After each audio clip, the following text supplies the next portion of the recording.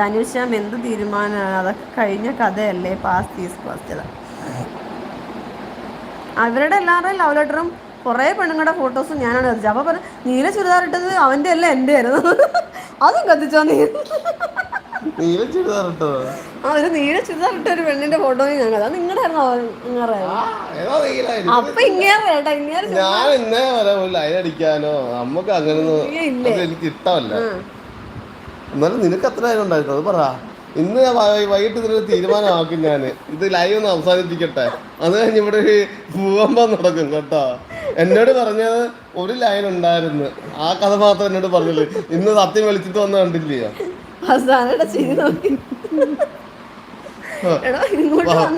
വർഷാനൊക്കെ എത്ര ലൈൻ ഉണ്ടായിരുന്നു പറഞ്ഞ. ഞാൻ ഒരു ഭയങ്കര സുന്ദരിയായിരുന്നു പഠിക്കുന്ന സമയത്ത്. അപ്പൊ എന്നോട് നിങ്ങളെല്ലാം പോയി കിടന്ന് തുടങ്ങും കേട്ടോ. കള്ളത്തരം പറയുന്നത് മൊത്തം കള്ളത്തരം കേട്ടോ.